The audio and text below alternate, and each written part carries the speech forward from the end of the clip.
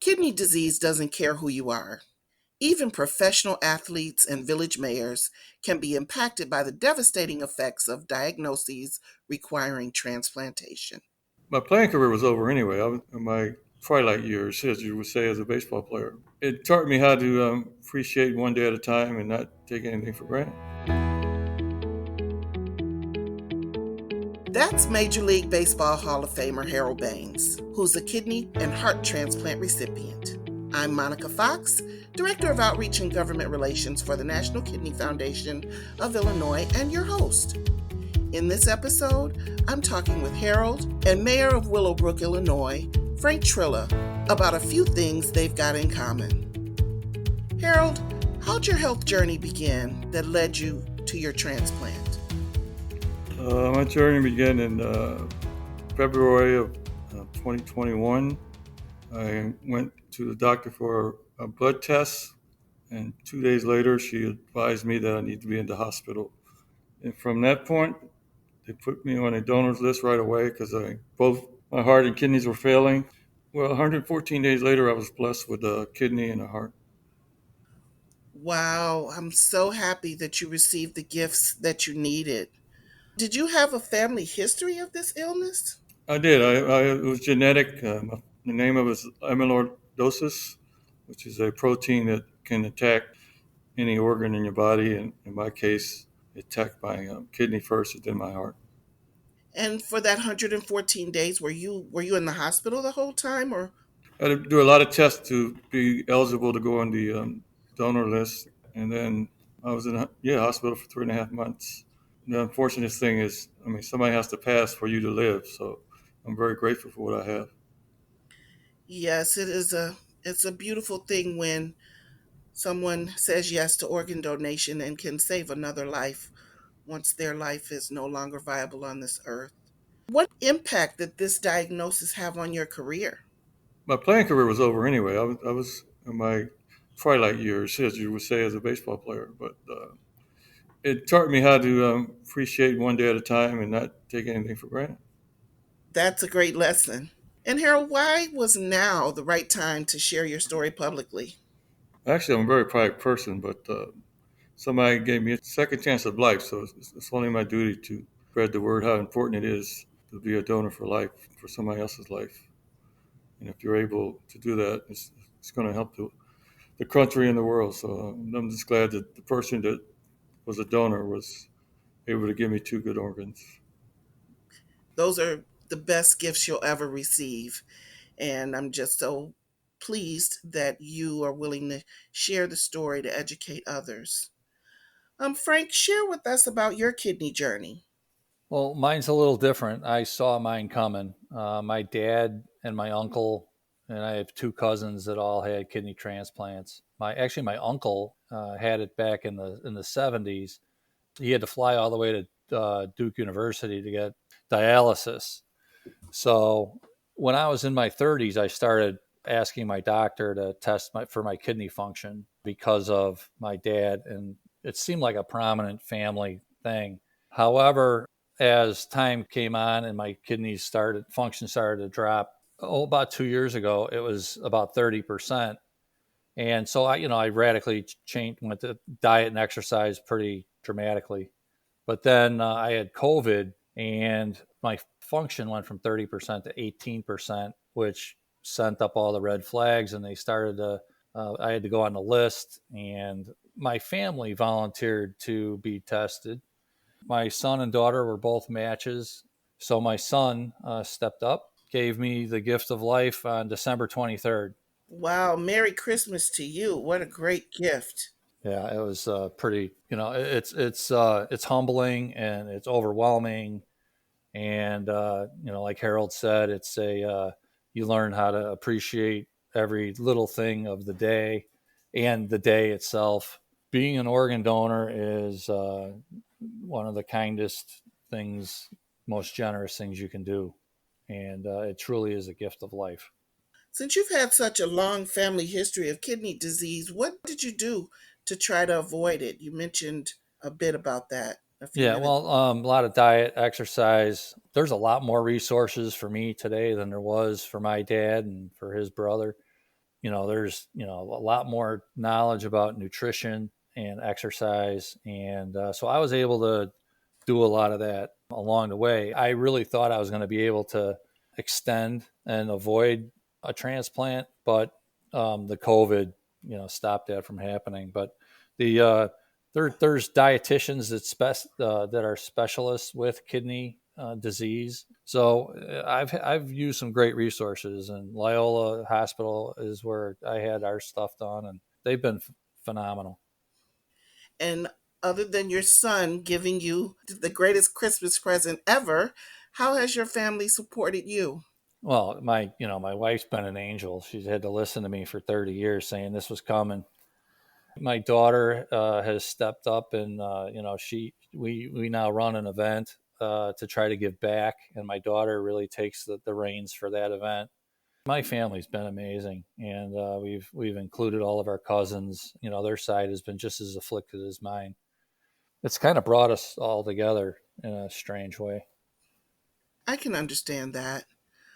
How long was the transplant process for you? How long did you wait before you actually got your transplant? Well, in contrast to Harold, we were able to schedule ours. The only thing that was complicating us was COVID being so rampant in the area.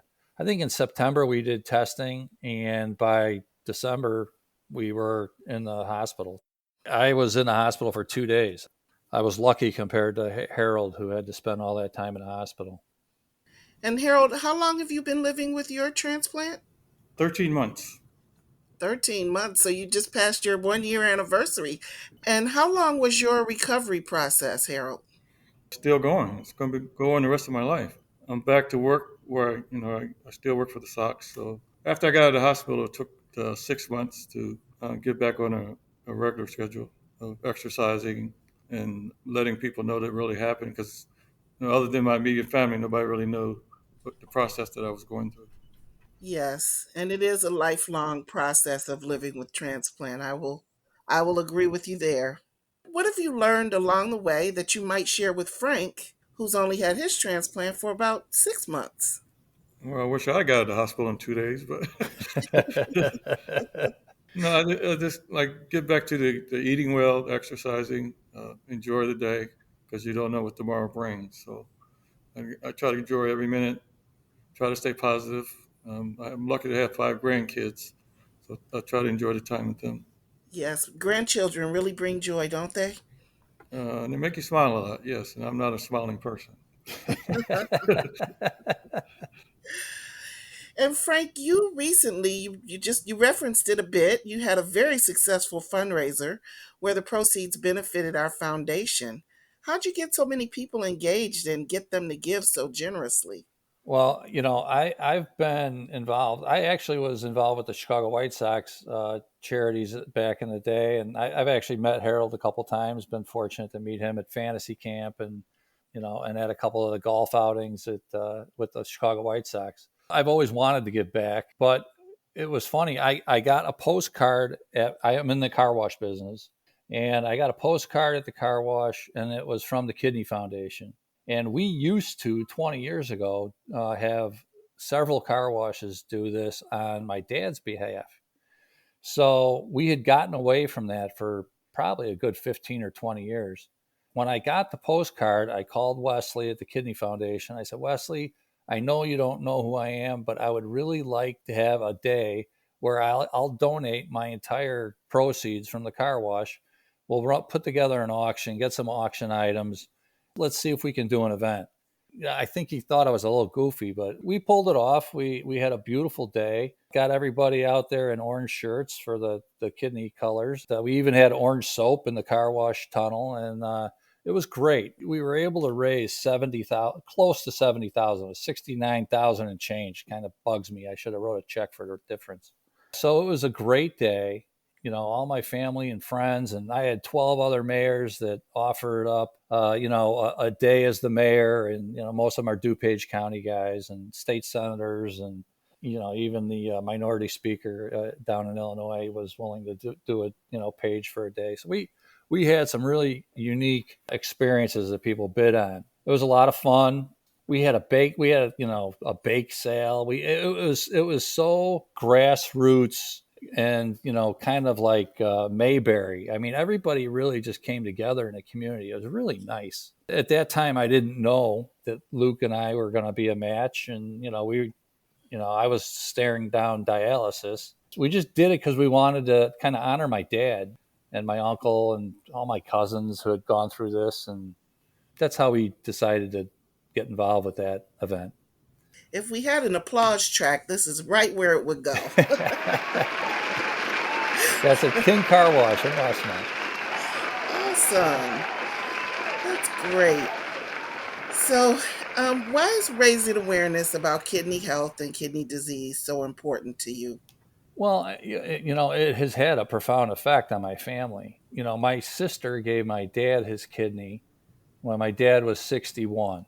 He made it to 72 and he died from something else, not related to his kidney. That 10 years gave me the opportunity to develop a different type of relationship with my dad. We created a business together. It's more than just the act of giving the organ, and then that person goes on to give back. It's a cumulative effect of giving. It goes way beyond the act of an organ donation.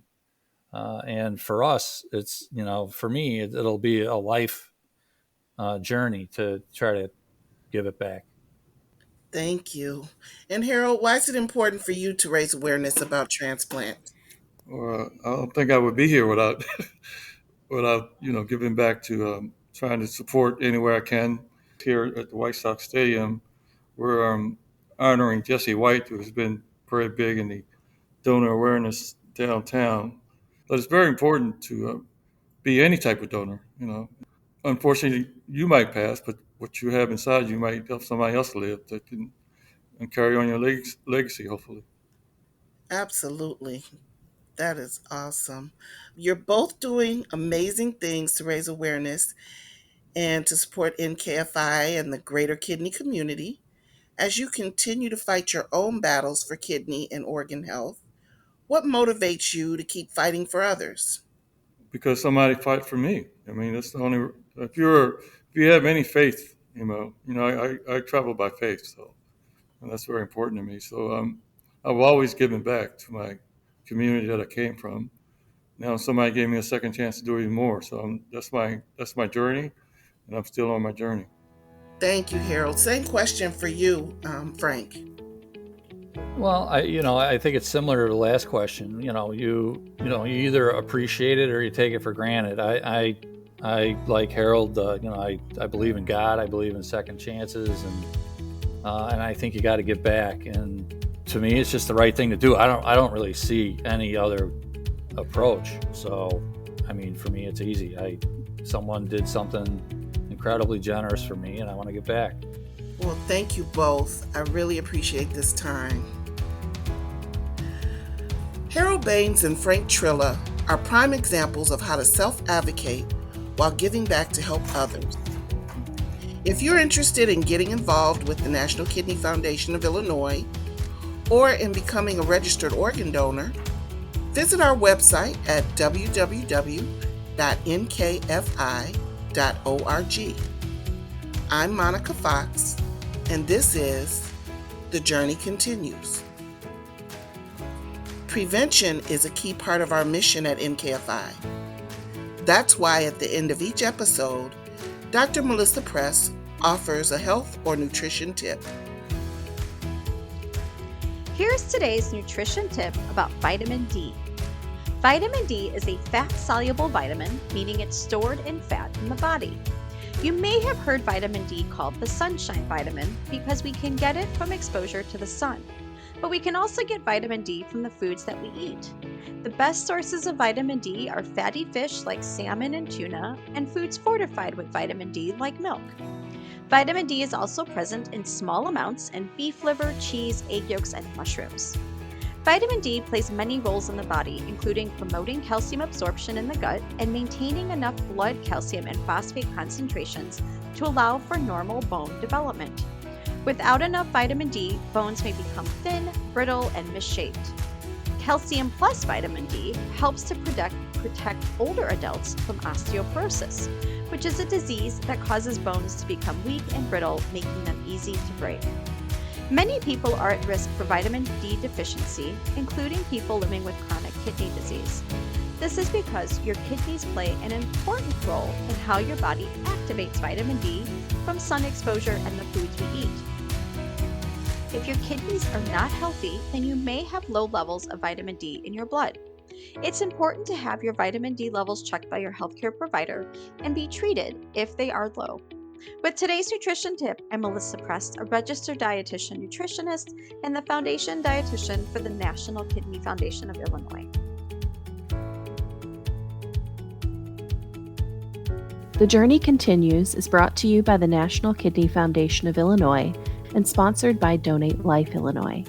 To learn more about kidney disease and living donation, visit www.nkfi.org. To register to become an eye, tissue, and organ donor, visit lifegoeson.com. If you enjoyed what you heard today, please subscribe to and leave a review for The Journey Continues in Apple Podcasts or wherever you like to listen. This podcast is produced by Rivet. To hear more great podcasts, visit rivet360.com.